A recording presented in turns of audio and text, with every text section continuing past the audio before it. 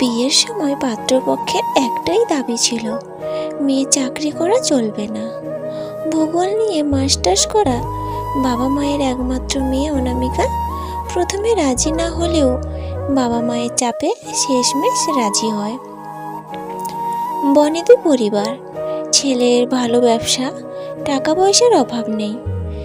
বিয়ের একটা বছর ঘুরতে না ঘুরতেই জামাইয়ের কাপড়ের দোকানে আগুন লেগে বহু ক্ষয়ক্ষতি হয়, প্রায় পথে বসার মতো অবস্থা। আমার তো খুব করুণ অবস্থা, তুমি একটু চাকরি বাকরির চেষ্টা করে দেখো না, ব্যবসাটাকে দাঁড় করানো যায় কি না, বলেছিল অনামিকার স্বামী অনিকেত।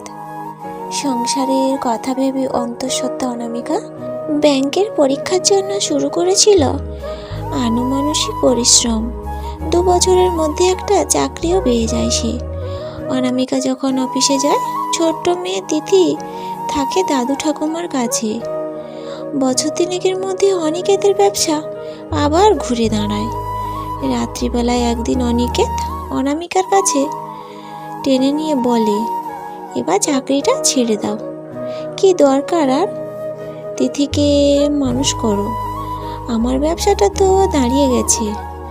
আমি তোমার প্রোগ্রামিং করা রোবট নয় যে তোমার সব কথা শুনতে হবে, অনামিকা বলল।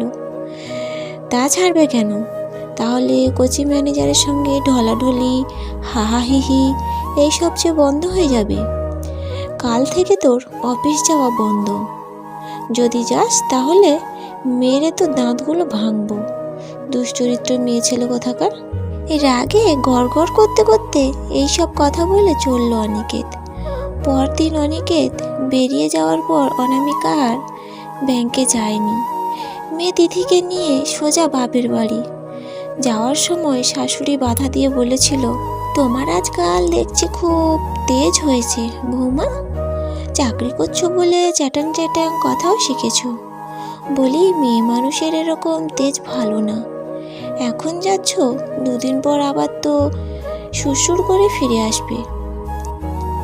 আমি সুরসুর করে বাড়ি আসি নাকি আপনার পোষ্য জানোয়ারটা ল্যাজ ল্যাজ নাড়তে নাড়তে আমার কাছে আসে, সেটাই দেখবেন। অনামিকা এই বলে মেয়েকে নিয়ে বেরিয়ে যায়। এসেই সব কিছু জানিয়ে মাকে সোজাসাপটা একটা কথাই বলেছিল, শোনো মা, আমি এখানে সারা জীবনের মতো থাকতে আসিনি। আমি এসেছি সেই অধিকারে, যে অধিকারে এক মেয়ে আসে তার বাপের বাড়িতে। একটা ফ্ল্যাট বা ভাড়া বাড়ি দেখে তিথিকে নিয়ে চলে যাব। তোমাদের আমি একমাত্র মেয়ে, তাই তোমাদের দেখাশোনার দায়িত্ব পুরোটাই আমার। তোমরা আমার সাথে আসতে পারো, আবার নাও আসতে পারো, সেটা তোমাদের মর্জি। বাবা মা বুঝে গেছিল মানিয়ে নিতে হয়, কিংবা মাথা ঠান্ডা করে আর কিছুদিন ভেবে দেখ, এই জাতীয় কথা বলে কোনো কাজ হবে না। অনামিকা এখন একটা ফ্ল্যাট ভাড়া করে থাকে, বাবা মাও তার সাথেই থাকে। অনিকেত 2-1বার এসেছিল, কিন্তু অনামিকা ঘরেই ঢুকতে দেয়নি, শাঁসিয়ে গেছে, দেখে নেব। অনামিকা মেয়ে তিথিকে রোজ সন্ধেবেলা পড়াতে বসে।